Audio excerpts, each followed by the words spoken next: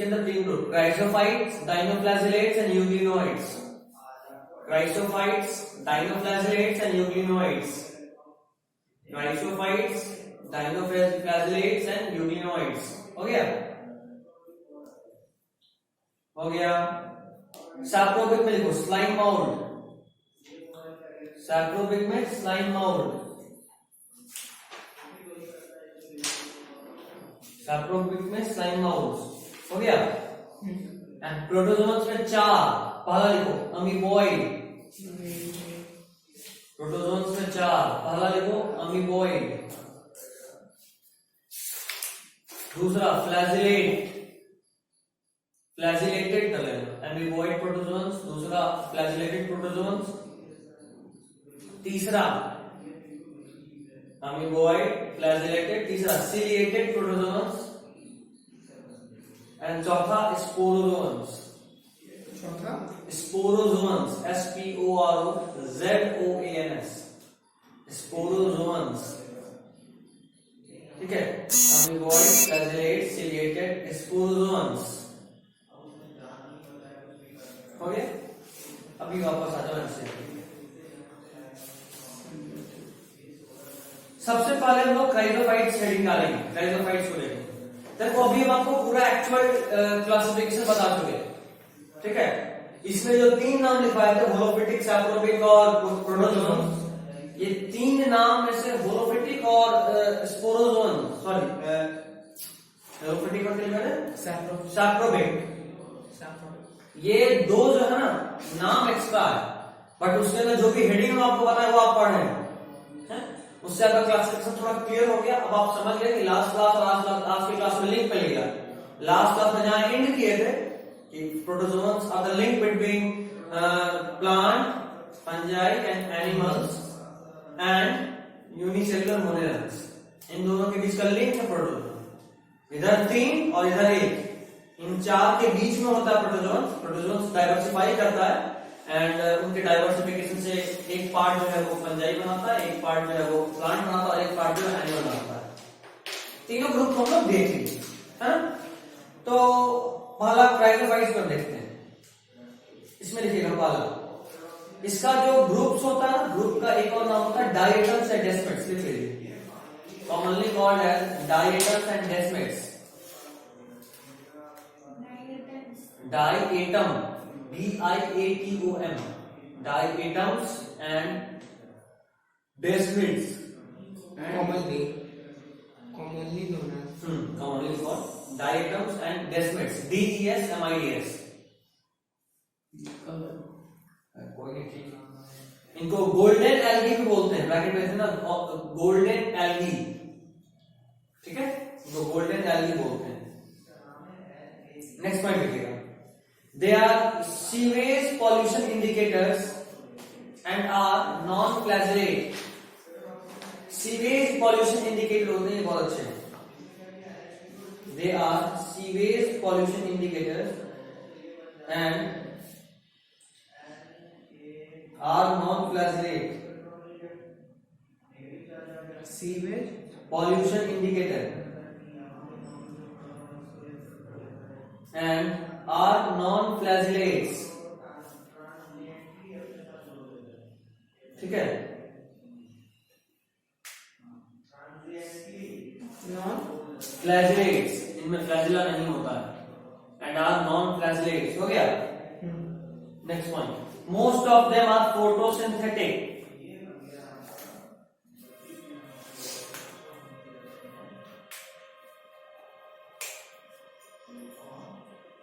Most of them are photosynthetic. हो गया? अच्छा, एक चीज बताना भूल गए कि हम लोग जब इंट्रोडक्शन वाला पार्ट पढ़े थे प्रोडक्शन में, तो हम लोग पढ़े थे इसमें एसेक्सुअल और सेक्सुअल दोनों तरीके से रिप्रोडक्शन होता है। तो खास बात यह है ना कि सेक्सुअल रिप्रोडक्शन नॉर्मली क्या होता है, गैमेट्स मिलता है ना, फ्यूजन ऑफ गैमेट्स। बट यहाँ पे सेक्सुअल रिप्रोडक्शन का एक तरीका होता है कि सेल ही फ्यूज कर जाता है, 2 सेल आपस में फ्यूज कर जाता है। तो इसको लिख सकते हो, सेक्सुअल रिप्रोडक्शन जहां लिखे थे प्रोटिस्टा वाले में, वहां पर उसको ड्राइव करके लिखना by cell fusion, by cell fusion, यानी इन्वॉल्व सेल फ्यूजन।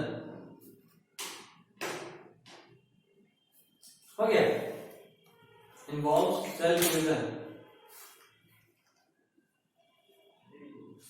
हो गया? क्योंकि नॉर्मली जाइगोट फॉर्मेशन तो सबको पता है यार, सेक्सुअल रिप्रोडक्शन वाला जाइगोट तो बनेगा ही बनेगा, लेकिन यहाँ खास ये है कि यहाँ सेक्सुअल रिप्रोडक्शन सेल फ्यूजन से भी होता है। ठीक है, नेक्स्ट पॉइंट देखिएगा, क्राइसोफाइट्स में आगे, क्राइसोफाइट्स में आगे लिखिएगा, soap box like fitting of cell wall. यहाँ जो सेल वॉल होता है वो सोप बॉक्स की तरह होता है, जैसे साबुनदानी आप देखे होंगे इस तरह का बॉक्स में, पीएलसी सब का साबुन बॉक्स में आता है यार, एक नोटिस किया था कभी? साबुनदानी जो होता है सोप बॉक्स ऐसे बंद हो जाता है ना, एक इसमें साबुन आप रखते हो, उसका ढक्कन आप यहाँ से करके बंद कर सकते हो, खोले बंद किया, इसका जो सेल वॉल होता है उसका फिटिंग सोप बॉक्स की तरह होता है। सोप बॉक्स लाइक फिटिंग, हाँ, soap box like fitting of cell wall, soap box like fitting of cell wall, soap box like fitting of cell wall. हो गया? नेक्स्ट पॉइंट, अच्छा एक मिनट यहीं पे लिखो, इसे मैं कॉमा लिख देती हूं, cell wall had silica, sorry cell wall had silica, cell wall had silica, cell wall में सिलिका होता है,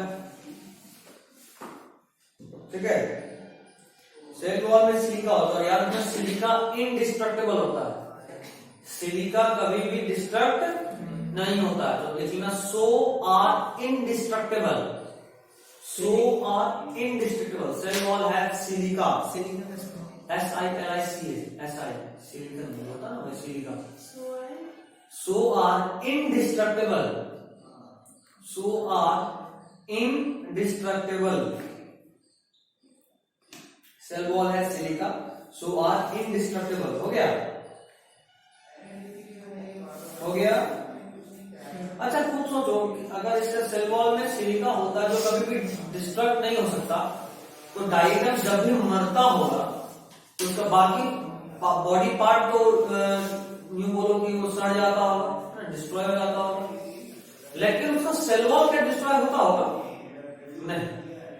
और ये एनिमल कॉलोनी में रहता है, ग्रुप में, झुंड में रहता है, तो ग्रुप्स में रहते थे, मान लो ग्रुप का कोई मेंबर मरा, वहीं को सब नीचे जमता जा रहा है सेल वॉल, तो नीचे में सेल वॉल का पहाड़ नहीं बन जाएगा क्या? क्योंकि वो तो कभी डिस्ट्रक्ट होता ही नहीं, और सालों साल से उनकी जमा हो रहा है ना? तो एक पॉइंट लीजिएगा, अगला पॉइंट क्या नहीं समझ में, मान लो यहाँ पे सिलिका या यूं बोलो कि ये क्राइसोफाइट्स का ग्रुप रहा था, ठीक है, इनमें से कुछ मेंबर मरा तो नीचे जमा हुआ, अब यहाँ पे जो भी मेंबर मर रहा है नीचे सालों साल से यही रहा है, और सालों साल से मरने के बाद नीचे जम जा रहा है, तो नीचे में सेल वॉल का पहाड़ नहीं बन जाएगा, क्योंकि बाकी बॉडी पार्ट तो सड़ के खत्म हो गया, डिस्ट्रॉय हो गया, लेकिन सेल वॉल अभी भी है, तो माउंटेन ही बन जाएगा। तो हवा में, क्या हवा में नहीं रहता, समुद्र में रहता है, एक्वाटिक है, समुद्र में नीचे जहां भी उसका बेड है, सी बेड, वहां पे नहीं एक बोलो माउंटेन टाइप का स्ट्रक्चर बना देगा, ठीक है, तो देखिए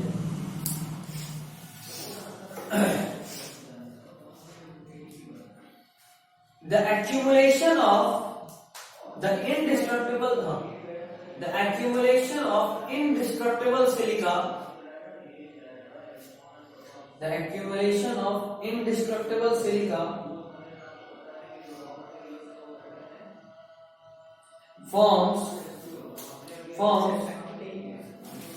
diatomaceous earth, forms diatomaceous earth, DIATOMACEOUS,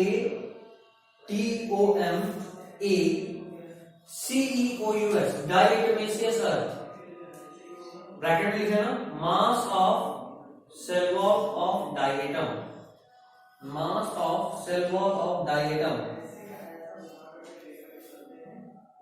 हो गया? कॉमा लेकर कंटिन्यू करना, बीइंग ग्रिटी, ग्रिटी मतलब खुरदुरा, being gritty, GRITTY, being gritty, this soil is used in polishing, filtration of oils and syrups. Being gritty, this soil is used in polishing filtration of oils and syrups. हो गया हो गया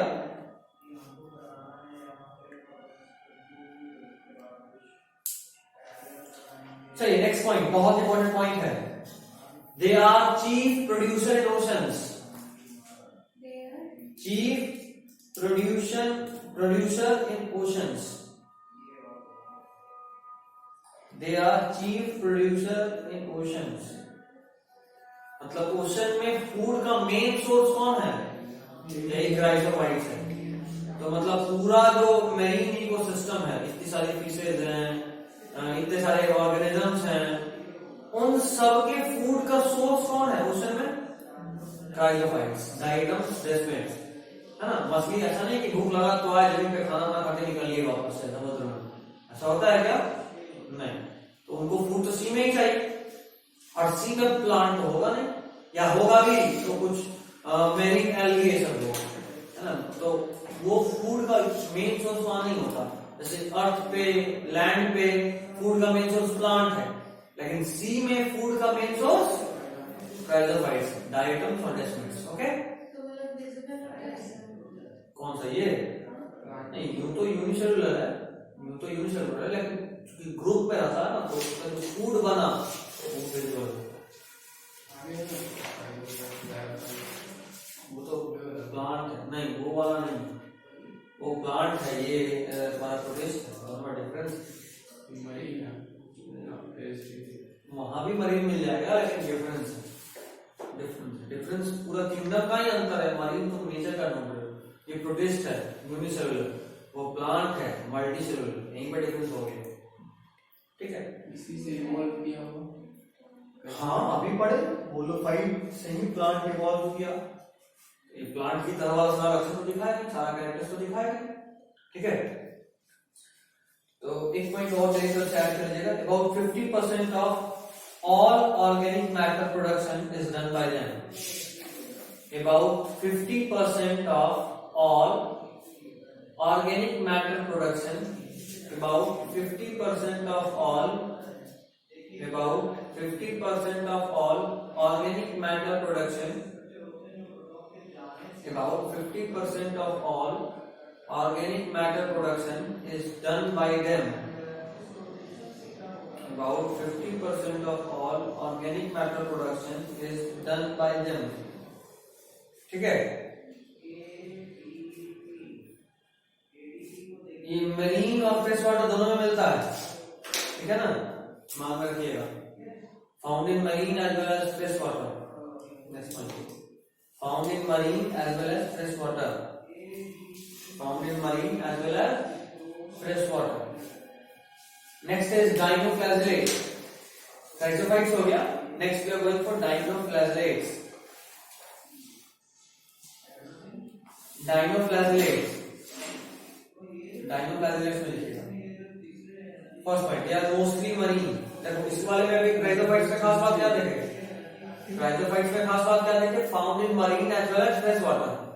और अब डाइनोफ्लैजेलेट पर अगर बात करें तो दे आर मोस्टली मरीन, ठीक है, and photosynthetic, mostly marine and photosynthetic. Next point, the cell wall has stiff cellulosic plate on the outer surface. Cell wall has stiff cellulosic plate on its outer surface.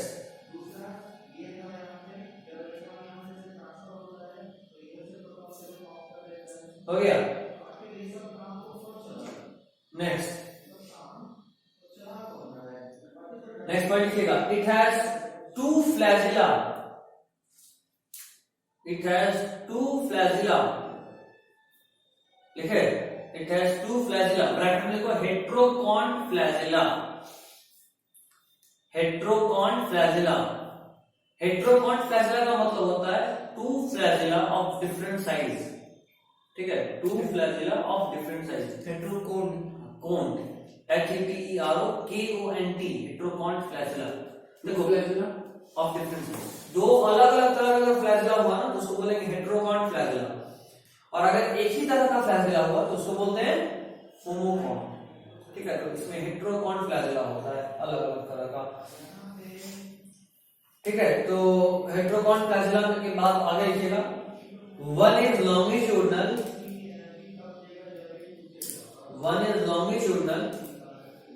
and the other is transverse. One is longitudinal and the other is transverse. One is longitudinal and the other is transverse. One is longitudinal and the other is transverse.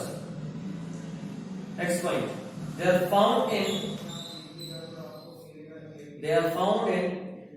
the furrow between wall plates. अभी पढ़ते हैं इनमें भी cell wall किसका होता है?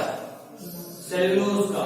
तो इनमें जो सेल वॉल का जो दो प्लेट होता है उसके बीच में फरो होता है। फरो मीन्स गैप, और उस गैप में फ्लैजेला होता है। ठीक है, उस गैप में फ्लैजेला होता है। कौन सा वाला? लास्ट वाला पॉइंट क्या बोला? They are found in furrow between furrow between the cell wall plates. They are found in the furrow between the cell wall plates. Okay, they are found in the furrow between cell wall plates. Okay, next point.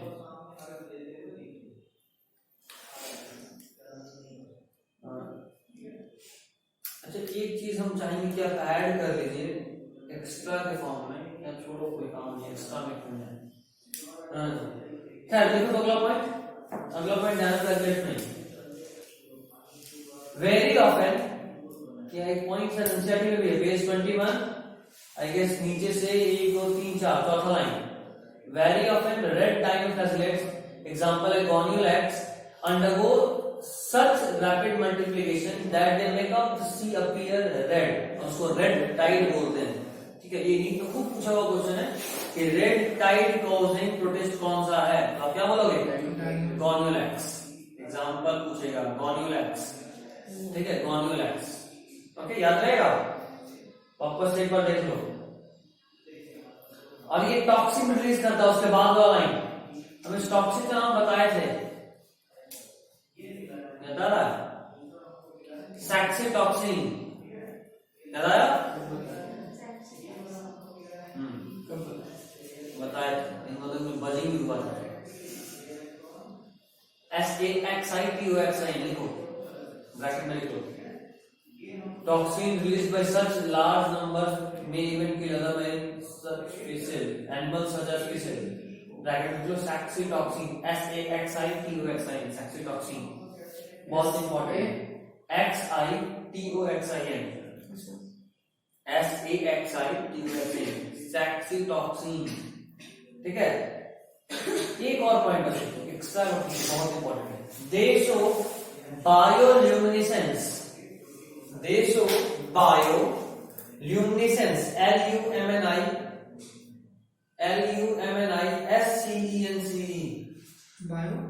LUMINISCENCE,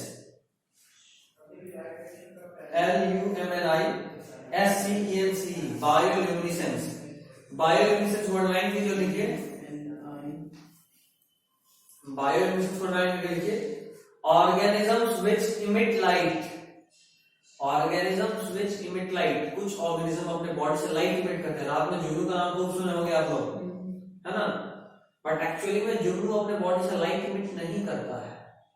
ठीक है, जुगनू अपने body से एक chemical release करता है जो oxygen के presence में ऑक्सीडाइज हो जाता है, और ऑक्सीजन में वो जलता है। वो जलता मतलब कहते हैं जुगनू के बॉडी से लाइट निकलता, बट ऐसा नहीं होता। जुगनू के बॉडी से लाइट नहीं निकलता, जुगनू के बॉडी से एक केमिकल निकलता है जो कि एयर के कांटेक्ट में आते ही जलने लगता है, और जब वो जलता है तो हमको लाइट दिखता है। ठीक है, तो वो ट्रू बायोल्यूमिनेसेंस नहीं, रिएक्ट करता क्या रिएक्ट करता बताया तो ऑक्सीडाइज करता है, ऑक्सीडेशन रिएक्शन ही तो है। ठीक है, कितना बनता हो कि वो हमेशा मतलब निकलते ही रहता है उसकी बॉडी से, बनता ही रहता है बिल्कुल। लेकिन ये सब में ट्रू बायोल्यूमिनेसेंस होता है, डायनोफ्लाजेलेट में ट्रू होता है, उसके बॉडी से लाइट ही निकलता है, कोई केमिकल नहीं निकलता। उसी तरह अभी आप पढ़े होंगे एनिमल किंगडम में फाइलम टेनोफोरा याद आ रहा?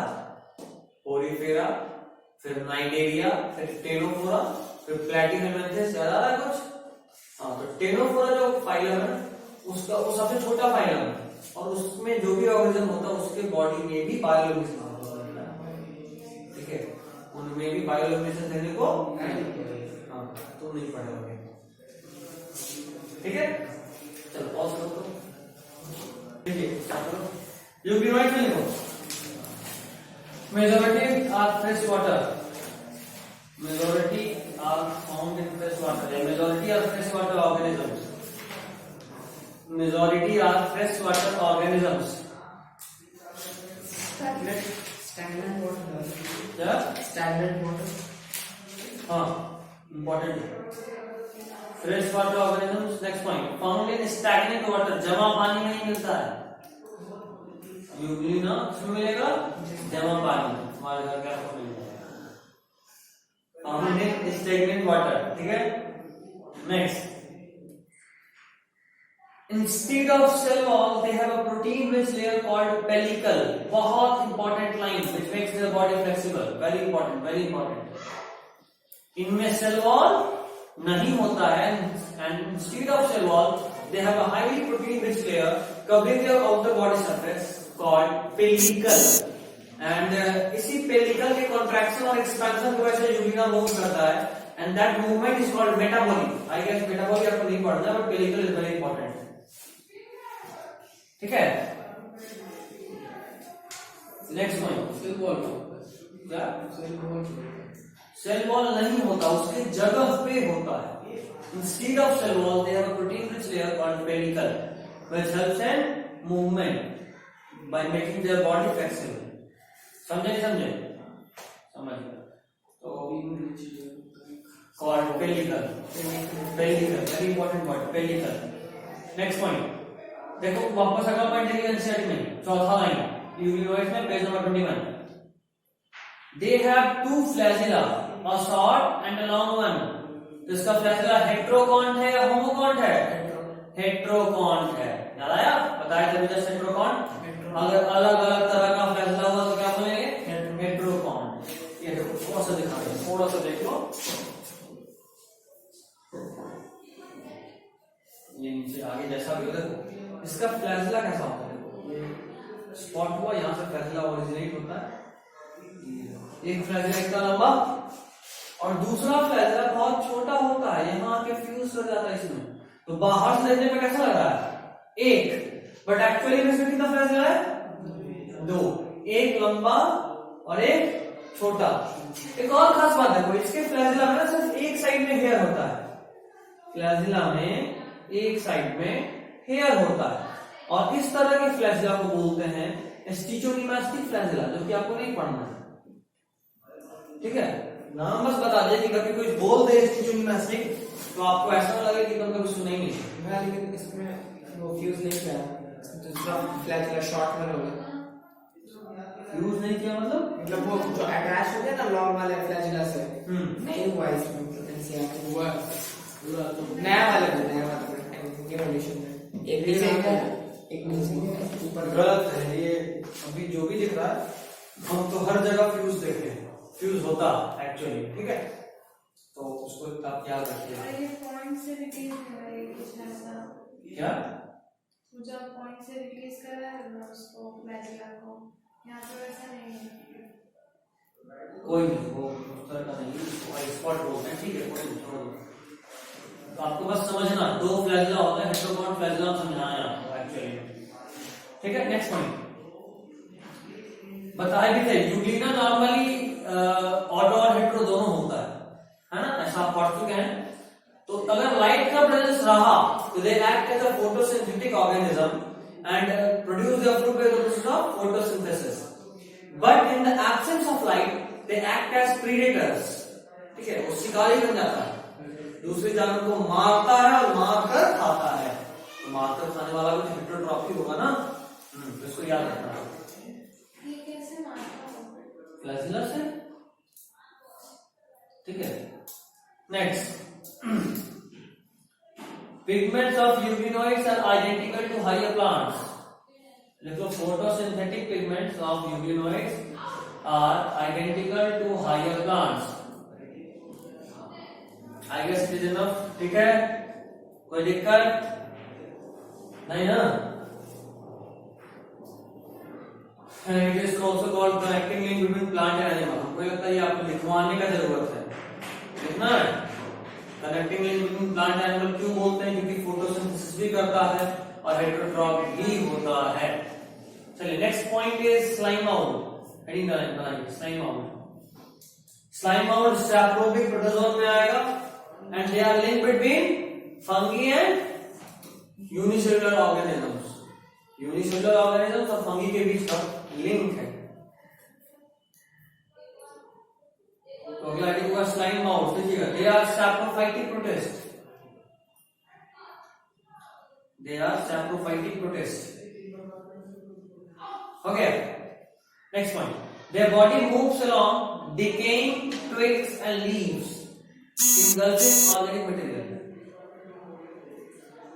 Their body moves along decaying twigs and leaves engulfing organic material. अब आप खुद सोचो, जैसे जैसे क्योंकि ये सैप्रोफिटिक है, सड़ा गला खाएगा, तो जैसे जैसे मान लो पुआल है, पुआल के ऊपर से गुजर रहा, तो खाना को निगलते जाएगा और आगे बढ़ता चला जाएगा। इस तरह से मूव करता है। ठीक है, खाया खाना और आगे बढ़ते जाएगा। जैसे आप अगर फंगस बढ़ते हुए नोटिस करते हो, मान लो आपके पास ब्रेड है और वो बचा हुआ है, उसमें फफूंदी लग गया, फंगस लग गया, तो आप नोटिस करोगे वो एक सीक्वेंस में होता है। फंगस ऐसे मान लो ब्रेड है, यहाँ फंगस लगा तो धीरे धीरे इसी सीक्वेंस में आगे बढ़ेगा, यहीं से फैलेगा। ऐसा नहीं एक यहाँ सीधा यहाँ, नहीं, धीरे धीरे खाते चलेगा और आगे बढ़ते चलेगा ऐसा। तो next point, under suitable conditions they form an aggregation called plasmodium. Plasmodium का नाम the other name for aggregation of slime out. जब बहुत सारा स्लाइम आउट आपस में जमा होकर एक हो जाता है तो उनके जमावड़े को, उनके भीड़ को ही नाम दिया है प्लाज्मोडियम। एक्चुअली ये भीड़ नहीं है, ये केमिकल इंटीग्रेशन भी होता है, ये आपस में जुड़ने लगता है। ठीक है, बहुत अलग तरीका है इसका, बहुत लंबा प्रोसेस है, 3-4 साल पहले मिलते तो बताते, अब कोई काम नहीं। ये एम्स के लिए था इसका बड़ा होने का प्रोसेस, प्लाज्मोडियम बनने का प्रोसेस, अब किसी काम का नहीं है। क्या इतना अच्छा नहीं पढ़ा, खत्म भी तो वैसे ही जा रहा आगे। खैर तो ये मिल गया आपको पेज 21 पे स्लाइम आउट चौथा लाइन, अंडर सुटेबल कंडीशंस। ध्यान रहे सुटेबल कंडीशन में ही, सुटेबल कंडीशन में ही ऐसा होता है कि ये एग्रीगेशन कर लेता है। एग्रीगेशन का नाम होता है Plasmodium. Aggregation is called Plasmodium. हमको लगता है ये लास्ट ईयर या इस साल में, कोई एक साल में आया वो क्वेश्चन, या तो पिछले साल आया था या इस साल आया था, अच्छे से याद नहीं आ रहा, बट ये आया आखिरी के 2 साल में से किसी का। ठीक है, इतना इंपॉर्टेंट है। अच्छा देखो, स्लाइम माउल्ट का तो ठीक है, और अनफेवरेबल कंडीशन में भी रिप्रोड्यूस करता है। अगर फेवरेबल कंडीशन रहा तो प्लाज्मोडियम बना जाएगा, अगर अनफेवरेबल कंडीशन रहा तो ये स्पोर बनाता है। Spore banana is a characteristic feature of fungi. ठीक है, फंगी में स्पोर खूब बनता है, और यही बताता है कि लिंक है फंगी का और यूनिसेलुलर ऑर्गेनिज्म का, क्योंकि एक सेल का होता है, ऊपर से फंगी की तरह बिहेव कर रहा है। तो during unfavourable condition the plasmodium differentiates and forms fruiting bodies. Differentiation का मतलब स्पेशलाइजेशन होता है। The other name for differentiation is specialisation. तो जब अनफेवरेबल कंडीशन होता है तो ये जो प्लाज्मोडियम था ये स्पेशलाइज होकर फ्रूटिंग बॉडी बनाता है। फ्रूटिंग बॉडी एक ऐसा स्ट्रक्चर जो स्पोर बनाता है। फ्रूटिंग बॉडी एक ऐसा स्ट्रक्चर जो स्पोर बनाता है।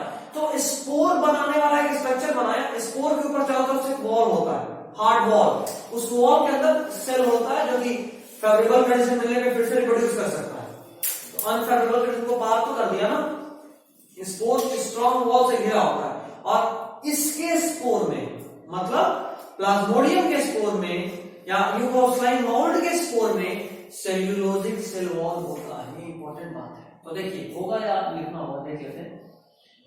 During unfavorable condition, the plasmodium differentiates and forms fruiting bodies bearing spores at the tip. क्या? हाँ, काइटिन होता है, बट इसमें ये लिंक है ना, इसमें काइटिन होता है, काइटिन होता है फिर पूरा पूरा भंगी बन जाता है, इसमें सेलुलोज होता है। सेल्यूलोज का नहीं इसका देखना पड़ेगा। लग तो रहा है काइटिन कहाँ? काइटिन से बन जाता है फंगी सेल्यूलोज। हाँ, फंगी का सेलुलोज तो काइटिन का होता है, बट यहाँ पे कवर्ड बाय सेलुलोज होता है। लिख लो नहीं लिख लो। The spore possesses two wall, true wall मिल गया। आखिरी का थर्ड लाइन ब्रैकेट में वहीं पे लिख लो, ऑफ सेलुलोज। उतना इंपॉर्टेंट नहीं है बट इंपॉर्टेंट। और सेलुलोजिक सेल वॉल से घिरे होने की वजह से they are extremely resistant and survive for many years even under adverse condition, and the spores are dispersed by air currents. air current से disperse होता है, ये बहुत इंपॉर्टेंट बात है, ठीक है ना। एक बार पूछ देता है कि फ्लाइंग बाउंड का स्पोर का मेथड ऑफ डिस्पर्सन क्या होगा, वाटर, एयर या फिर कोई एनिमल्स, कैसे होगा? तो it gets dispersed by air. हाँ, चलिए नेक्स्ट इज प्रोटोजोन्स। क्या? फुल पैराग्राफ ही सकता है। हाँ, तो मतलब छोटा होगा तो सब इंपॉर्टेंट होगा, बड़ा होगा तो कुछ नेग्लेक्ट होगा, ठीक है। Next is protozoans. प्रोटोजोन्स बता दिए थे भाई कि ये एक लाइन लिख ही लो ना बगल में, believed as primitive relatives of animals, believed as primitive relative of animals, second line में दिया होगा प्रोटोजोन्स के, मिला? Are believed to be primitive relatives of animals, ठीक है। तो ये हेटेरोट्रॉप होते हैं, इनमें कोई शक? अभी बार बार बताया था कि ये एनिमल की तरह है, तो हेटेरोट्रॉप होना ही है। नेक्स्ट पॉइंट इज, इसका 4 टाइप है ना। पहला है एमीबॉइड प्रोटोजोन्स, मिला? एमीबॉइड प्रोटोजोन्स के बारे में पढ़िए। Live in fresh water, soil and moist soil, they move and capture there pray by putting out pseudopodia और फॉस्फेट एज एन अमीबा। देखो, अगर तुमको एग्जांपल याद हो गया तो तुम्हारा काम हो गया। नाम से ही पता चल रहा है कोई एमीबॉइड बोल रहा है, मतलब कि अमीबा की तरह होगा, तो अमीबा वाला सारा लक्षण उसमें भी मिलेगा, अमीबा वाला सारा कैरेक्टर वहां भी मिलेगा। खास बात इसमें क्या है, इसका सेकंड लास्ट है, marine forms have silica cells on their surface, मिला? ये बहुत इंपॉर्टेंट बात है, क्योंकि सिलिका के बारे में हम लोग एक और जगह पढ़े, कहां पे? डायटोमेसियस अर्थ बनता था उनके मरने पे जमा होकर, तो सिलिका यहां भी मिलता है, ये बहुत इंपॉर्टेंट बात है, ठीक है। एंड अगला point is some of them such as entamoeba parasite, मिला? मिला? तो इनमें कुछ पैरासाइट भी होता है, और जो मरीन एमीबॉइड प्रोटोजोन्स होते हैं उनमें सिलिका भी होता है। ये बहुत इंपॉर्टेंट बात है, 2 बहुत इंपॉर्टेंट बात यहां से मिला, ठीक है। इंटामीबा बहुत सारा बीमारी भी कॉज करता है हमारे बॉडी। इंटामीबा हिस्टोरिटिका पूरा नाम होता है ना। इंटामीबा एक जनस है, बहुत तरह का इंटामीबा मिलेगा, बट एक इंटामीबा हिस्टोरिटिका होता है जिसको आप आगे पढ़ेंगे क्लास 12 में, ह्यूमन कंसर्न डिजीज में। चलिए नेक्स्ट, फ्लैजिलेटेड प्रोटोजोन। नाम से पता चल रहा है वैसा प्रोटोजोन जिनमें फ्लैजिला मिले, मिला? समझ में आ रहा होगा। सेकेंड लास्ट में देखेंगे इसका, the parasitic forms cause disease such as sleeping sickness, example Trypanosoma, मिला? स्लीपिंग सिकनेस मतलब अचानक नींद का झटका आना, एक तरह से ये काय की तरह है, अचानक से नहीं लगा। नहीं चल रहा अचानक नहीं ना बोल रही है, वो तो बेहोश हो जाता है। बेहोश और समझना अंतर होता है, घर को नहीं चल, उसी तरह का होता है, बेहोशी की तरह का, ठीक है। स्लीपिंग सिकनेस होता है किससे? ट्राइपैनोसोमा, पूरा नाम है ट्राइपैनोसोमा डोनोवैन, ठीक है। खैर देखेंगे इसको आगे सब जानेंगे अच्छे से, दोबारा वाले डोनोवैन होता है, ऐसा नहीं होता क्या है इसमें तो बस इतना ही रहता है, ट्राइपैनोसोमा डोनोवैन, इतना ही काफी पता नहीं मिस हो रहा है, तो दोबारा पढ़ेंगे जानेंगे। खैर कोई नहीं, तो इसके बारे में देखिए, फ्लैजिलेटेड में फ्लैजिला मिलेगा and they cause disease like sleeping sickness. Next is ciliated protozoans. दूसरा लाइन देखिएगा, they have a cavity called gullet that opens to the outside of the cell surface, मिला? अच्छा, सीलिएटेड का नाम से पता चल रहा है इसमें क्या मिलेगा? सीलिया। सीलिया मिलेगा। अच्छा next point, the coordinated movement of rose of cilia causes the water laden with the food to be steered into the gullet. Example is paramecium. मतलब ये दवाई को अंदर में ऑक्सीजन की कमी वजह से नहीं है। कोऑर्डिनेट मूवमेंट ऑफ cilia जितना भी होता है उसके बॉडी पे, इन सब में कोऑर्डिनेटेड मूवमेंट होता है, आपस में सबका कोऑर्डिनेशन होता है, और इन कोऑर्डिनेशन मूवमेंट से ही जो फूड, पानी के साथ जो फूड है वो बॉडी के अंदर आता है, गलट में। ठीक है, एग्जांपल याद रखिएगा पारामीशियम। नेक्स्ट इज स्पोरोजोन्स, इनके बारे में दूसरा, अच्छा पहला लाइन में लिखो, सेकंड लाइन लिख रहा होगा, spore like stage in the life cycle.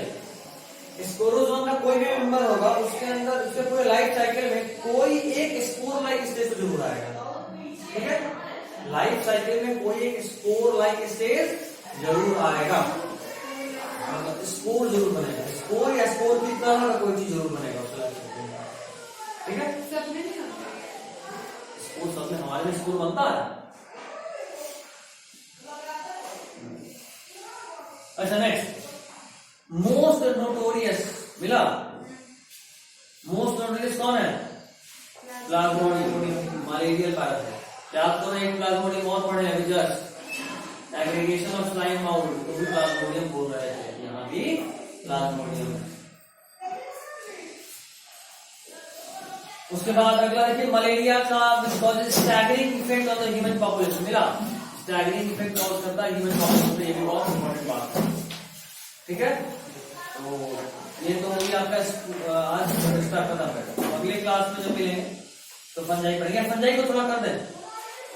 नहीं ठीक है,